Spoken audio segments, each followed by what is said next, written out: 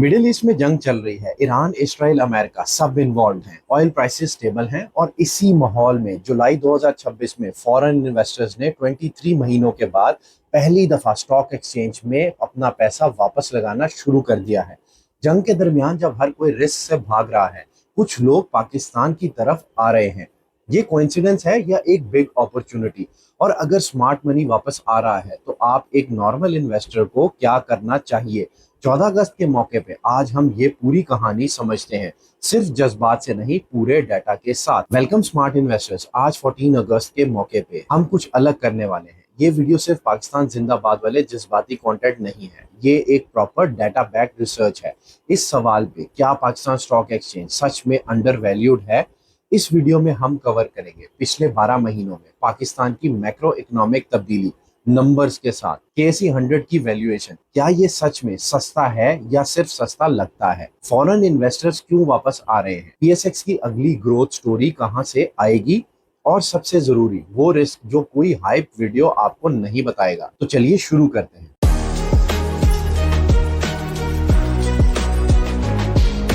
तीन rating agencies एक साल मैक्रो रीसेट। शुरू करते हैं सबसे बोरिंग लेकिन सबसे इंपॉर्टेंट चीज से। Sovereign credit rating. 22 जुलाई 2026 को S&P ग्लोबल रेटिंग्स ने पाकिस्तान की लॉन्ग टर्म क्रेडिट रेटिंग को B- से अपग्रेड करके B कर दिया। पिछले 9 साल में पाकिस्तान की पहली B रेटिंग। S&P ने अपनी रिपोर्ट में लिखा है कि पाकिस्तान के फॉरेन एक्सचेंज रिजर्व्स गोल्ड समेत जून 2026 के एंड तक 25 बिलियन तक पहुंच चुके हैं, जो दिसंबर 2022 से 6.7 बिलियन थे। यानी 3 साल में रिजर्व्स ऑलमोस्ट 4 गुना हुए हैं। ये अकेला अपग्रेड नहीं है, इससे पहले मूडीज ने भी पाकिस्तान की रेटिंग CAA 2 से CAA 1 अपग्रेड की थी, स्टेबल आउटलुक के साथ। और फिच ने भी इसी विंडो में अपनी रेटिंग अपग्रेड की। मतलब दुनिया की तीनों मेजर रेटिंग एजेंसी जो अपनी रेपुटेशन स्टेक पे लगाती हैं जब वो किसी मुल्क को रेट करती हैं, तीनों ने एक ही साल के अंदर पाकिस्तान के बारे में अपनी राय बेहतर की है। अब यहाँ मैं आपको वो बात बताऊंगा जो हाइप वीडियोस नहीं बताती।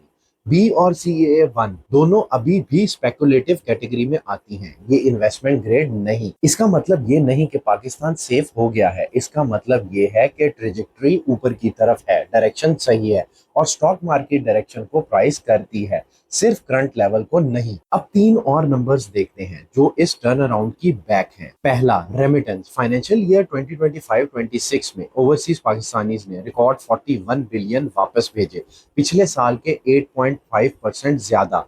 और ये फिगर पाकिस्तान के टोटल एक्सपोर्ट से भी ज्यादा है। State Bank governor Jamil Ahmed ने खुद कहा कि फाइनेंशियल ईयर 2027 में ये फिगर 44 बिलियन तक जाने की उम्मीद है। सऊदी अरब सबसे बड़ा सोर्स 9.8 बिलियन, उसके बाद UAE, UK और यूरोप। दूसरा, GDP ग्रोथ। फाइनेंशियल ईयर 2026 में पाकिस्तान की इकोनॉमी 3.7% की रेट से बढ़ी, पिछले 4 साल की सबसे तेज ग्रोथ। याद रहे, फाइनेंशियल ईयर 2023 में ये ग्रोथ नेगेटिव थी, -0.2%। इकोनॉमी का साइज अब $452 बिलियन तक पहुंच चुका है और पर कैपिटा इनकम 1751 से बेहतर होकर $1901 हो गई है। लार्ज स्केल मैन्युफैक्चरिंग 6.1% ग्रोथ दिखाई, 4 साल के सबसे बेहतरीन। और IT और कम्युनिकेशन सर्विसेज 7.5% बढ़ी। तीसरा, currency stability. PKR USD rate पिछले 3 साल से अराउंड 280 पे स्टेबल है, जबकि सितंबर 2023 में रुपी क्रैश होकर 307 रुपए तक चला गया था। करेंसी स्टेबिलिटी शायद सबसे अंडर एप्रिशिएटेड फैक्टर है, क्योंकि जब करेंसी प्रिडिक्टेबल होती है तो कंपनीज प्लानिंग कर सकती हैं और फॉरेन इन्वेस्टर्स भी कॉन्फिडेंट होते हैं कि उनका रिटर्न करेंसी क्रैश में खत्म नहीं होगा। एक छोटी सी क्लैरिफिकेशन, अगर आपने कहीं देखा है कि इन्फ्लेशन अभी 9.2% है और कहीं देखा है कि 6.7%, दोनों सही है, बस डिफरेंटली मेजर्ड है। फाइनेंशियल 2026 के पूरे साल एवरेज 6.7% रहा, लेकिन जुलाई 2026 का ईयर ऑन ईयर नंबर 9.2% था, जून के 11.1% से कम। स्टेट बैंक ने इसी वजह से पॉलिसी को 10.5% से बढ़ाकर 11.5% किया। अप्रैल 2026 में मिडिल ईस्ट कॉन्फ्लिक्ट की वजह से ऑयल प्राइसेस के प्रेशर को देखते हुए और दो कंजर्वेटिव मीटिंग्स में रेट को होल्ड किया है। तो ये है वो मैक्रो बैकड्रॉप जिससे हम आगे बात करेंगे। तीनों रेटिंग एजेंसीज का अपग्रेड, रिकॉर्ड रेमिटेंसेस, 4 साल की सबसे तेज ग्रोथ और स्टेबल करेंसी। अब देखते हैं क्या ये सब स्टॉक मार्केट की प्राइस में रिफ्लेक्ट हो रहा है, क्या PSX सच में सस्ता है? Valuation deep dive. अब असल सवाल पे आते हैं। केएसई 100 ने फाइनेंशियल ईयर 2024 से फाइनेंशियल ईयर 2026 तक 3 कंसेक्यूटिव सालों में 335% क्यूमुलेटिव रिटर्न दिए हैं रुपी टर्म्स में। सिर्फ फाइनेंशियल ईयर 2026 जुलाई से जून 2026 में इंडेक्स 44% ऊपर गया और रिकॉर्ड 1,80,000 पॉइंट्स पे क्लोज हुआ। 7 अगस्त 2026 को जब मैं ये स्क्रिप्ट लिख रहा हूँ, इंडेक्स 1,81,000 पॉइंट्स पे है, अपनी ऑल टाइम हाई के बिल्कुल करीब, जो जनवरी 2026 में तहरीक हुई थी। अब जब रिटर्न इतना जबरदस्त हो रहा है तो नेचुरल सवाल ये है, क्या ये ऑलरेडी एक्सपेंसिव नहीं हो गया? यही असल टेस्ट है और यहाँ हम ऑनेस्ट होंगे, क्योंकि सिर्फ हाइप देखना गलत होगा। सबसे कॉमन वैल्यूएशन मैट्रिक है प्राइस टू अर्निंग रेशियो, मतलब इन्वेस्टर्स कंपनी की अर्निंग्स के मुकाबले में कितना प्राइस दे रहे हैं। टॉप लाइन सिक्योरिटीज और आरिफ हबीब की रिपोर्ट के मुताबिक केएसई 100 अभी फॉरवर्ड अर्निंग पे रफली 6.8 से 7 टाइम्स ट्रेड कर रहा है। इसका 10 साल का हिस्टोरिकल एवरेज ऑलमोस्ट 8 से 9 टाइम्स है, मतलब हिस्टोरिकली भी इंडेक्स अभी अपने एवरेज से नीचे है। बॉटम लाइन ये है, पीएसएक्स अब भी अपनी हिस्टोरिकल एवरेज से सस्ता है, लेकिन बहुत सस्ता वाला सीन अब नहीं हो रहा। 2023-24 में था, डिस्काउंट रिड्यूस हो चुका है, लेकिन खत्म नहीं हुआ। एक और angle, regional comparison. Brokerage reports में पीएसएक्स को बार बार दुनिया की चीपेस्ट इमर्जिंग और फ्रंटियर मार्केट्स में से एक बताया गया है। जब इंडेक्स 4x से 6x पीई पे ट्रेड कर रहा था तो रीजनल एवरेज ऑलमोस्ट 12x था। ये गैप अब कम हुआ है, लेकिन स्ट्रक्चरल डिस्काउंट अभी भी मौजूद है, क्योंकि पाकिस्तान अभी भी एमएससीआई फ्रंटियर मार्केट कैटेगरी में है, इमर्जिंग मार्केट्स में नहीं, जहां बड़े इंस्टीट्यूशनल फंड्स ऑटोमेटिकली एलोकेट करते हैं। एक चीज जो ग्रोथ ऑब्सेस्ड वीडियो भूल जाती है, dividend yield. Top line securities की दिसंबर 2026 टारगेट में जो टोटल रिटर्न उन्होंने प्रिडिक्ट किया है, उसका 7% हिस्सा सिर्फ डिविडेंड से है। यानी आपके पास कैपिटल एप्रिसिएशन और कैश इनकम दोनों का कॉम्बिनेशन है, जो किसी भी मैच्योर इन्वेस्टर के लिए अट्रैक्टिव होता है। स्मार्ट मनी वापस आ रही है। अब स्टार्ट वाली बात पे वापस आते हैं। National Clearing Company of Pakistan NCCPL का डाटा, जुलाई 2026 में फॉरेन इन्वेस्टर्स नेट बायर्स बने पीएसएक्स पे $34 मिलियन का नेट इनफ्लो। ये पहली दफा हुआ है 23 मंथ्स में। जून 2026 में फॉरेन इन्वेस्टर्स ने $180 मिलियन निकाले थे, मतलब एक ही महीने में ट्रेंड कंप्लीटली फ्लिप हो गया है। रिपोर्ट के मुताबिक ये पैसा सबसे ज्यादा कमर्शियल बैंक्स में $13 मिलियन और oil and gas exploration sector में $6.7 मिलियन। ये वो सेक्टर्स हैं जो पाकिस्तान को डायरेक्टली मैक्रो स्टेबिलिटी देते हैं, बैंक इंटरेस्ट रेट इन्वायरमेंट से और ईएनपी कंपनीज एनर्जी सिक्योरिटी से।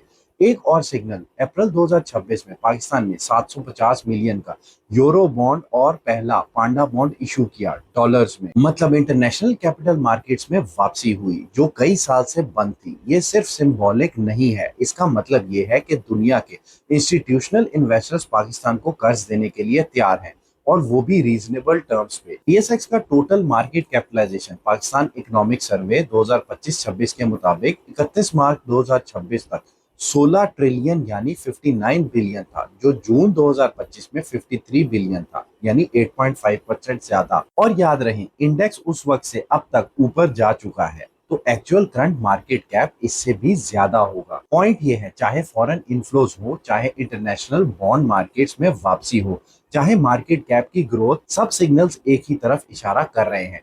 इंस्टीट्यूशनल और स्मार्ट मनी, जो इमोशन से नहीं मॉडल से डिसाइड होता है, वापस पाकिस्तान की तरफ मूव हो रहा है। पीएसएक्स की असल ग्रोथ स्टोरी कहां से आएगी? अब हम आते हैं इस वीडियो के सबसे इंपॉर्टेंट हिस्से पे।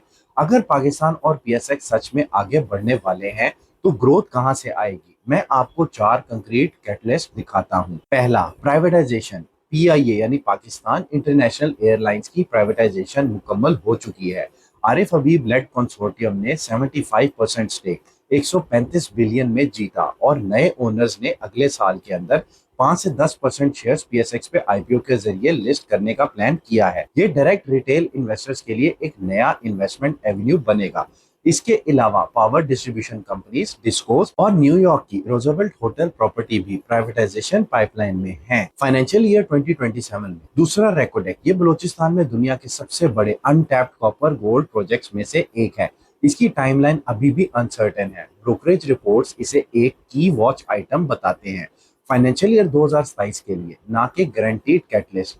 लेकिन अगर फाइनेंशियल क्लोज होती है तो ये ओजीडीसी जैसे रिलेटेड पीएसएक्स कंपनीज के लिए सिग्निफिकेंट होगा। तीसरा, फाइनेंशियल डिजिटलाइजेशन। स्टेट बैंक जुलाई 2026 में इन्वेस्ट पार्क लॉन्च किया है, एक डिजिटल प्लेटफॉर्म जो लोगों को गवर्नमेंट सिक्योरिटीज जैसे टी बिल्स, पीआईबी, सुकुक में डायरेक्टली बिना बैंक ब्रांच जाए इन्वेस्ट करने देता है। मैं यहाँ क्लियर करना चाहता हूँ, ये इक्विटी या पीएसएक्स का प्लेटफॉर्म नहीं है, ये स्पेसिफिकली गवर्नमेंट बॉन्ड्स के लिए है। लेकिन इंपॉर्टेंस ये है कि ये पाकिस्तान में ओवरऑल इन्वेस्टमेंट कल्चर को मेन स्ट्रीम बना रहा है।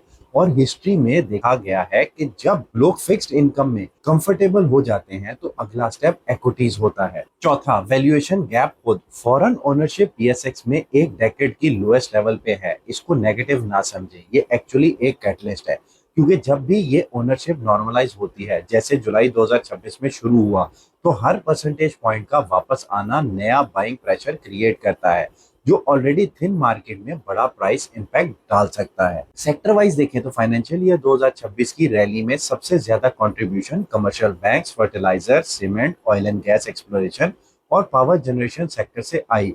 ये एजुकेशनल पॉइंट है, मैं कोई स्पेसिफिक स्टॉक रिकमेंड नहीं कर रहा, लेकिन अगर आप रिसर्च कर रहे हैं तो ये सेक्टर मैक्रो टेलमेंट से सबसे ज्यादा डायरेक्टली कनेक्टेड है। Elephant in the room, reality check. अगर मैं सिर्फ अच्छी खबरें सुनाता तो ये वीडियो रिसर्च नहीं होती। चलिए 3 बड़े रिस्क देखते हैं। Risk number 1, middle east conflict अभी भी खत्म नहीं हुआ है। यूएस, इसराइल, ईरान की जंग 28 फरवरी 2026 से चल रही है, और जब मैं ये स्क्रिप्ट लिख रहा हूँ तो फाइटिंग अभी भी एक्टिव है।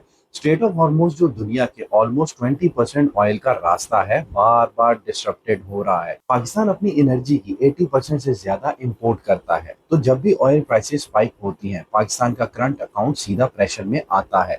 मार्च 2026 में जब कॉन्फ्लिक्ट एस्केलेट हुआ, केसी 100 ने अपनी सबसे बड़ी सिंगल डे फॉल दिखाई, 9.57% एक दिन में। इंटरेस्टिंग बात यह है, 7 अगस्त 2026 को ही सऊदी अरेबिया, पाकिस्तान और टर्की ने मक्का में एक NATO style mutual defence agreement sign किया, जिसे मक्का ज्वाइंट डिफेंस एग्रीमेंट कहा जा रहा है। इसका मतलब है कि पाकिस्तान अब रीजन की सिक्योरिटी आर्किटेक्चर में पहले से ज्यादा सेंटर स्टेज पे है। ये पॉजिटिव भी हो सकता है, पाकिस्तान की स्ट्रेटेजिक वैल्यू बढ़ रही है, और रिस्क भी, अगर कॉन्फ्लिक्ट वाइडर होता है तो पाकिस्तान इन्वॉल्व हो सकता है। Risk number 2, Pakistan Afghanistan border पर तनाव अभी भी अनरिजॉल्व है। अक्टूबर 2025 से लेकर अब तक दोनों मुल्कों के दरमियान मल्टीपल सीजफायर हुए हैं, लेकिन हर बार टूटे हैं। काउंसिल ऑन फॉरेन रिलेशंस की अगस्त 2026 की रिपोर्ट के मुताबिक रिलेशंस अभी भी ओपन वॉर जैसे स्टेट में है, चाहे फाइटिंग की इंटेंसिटी फरवरी मार्च 2026 के पीक से कम हुई है। ये ब्रॉडर ट्रेड और रीजनल स्टेबिलिटी दोनों को इम्पैक्ट करता है। रिस्क नंबर 3, पाकिस्तान अभी भी बी और CAA1 रेटिंग पे है, इन्वेस्टिंग ग्रेड से बहुत दूर।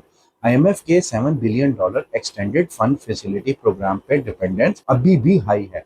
अगर रिफॉर्म स्लो होते हैं या पॉलिटिकल स्टेबिलिटी डिस्टर्ब होती है, तो ये पूरी स्टोरी रिवर्स हो सकती है, जैसे पहले भी पाकिस्तान के साथ कई बार हुआ है। हर बुल रन के पहले पाकिस्तान में ये दफा अलग है वाली उम्मीद थी। तो ऑनेस्ट समरी ये है, मैक्रो फंडामेंटल्स जेन्युइनली इम्प्रूव हुए हैं, ये कोई इल्यूजन नहीं, नंबर्स रियल हैं, लेकिन जियोपॉलिटिकल और पॉलिटिकल रिस्क अभी भी एलिवेटेड हैं, और अंडर वैल्यूड होने का मतलब रिस्क फ्री नहीं होता। अगस्त टाई इन, इकोनॉमिक सॉवरेनिटी की कहानी।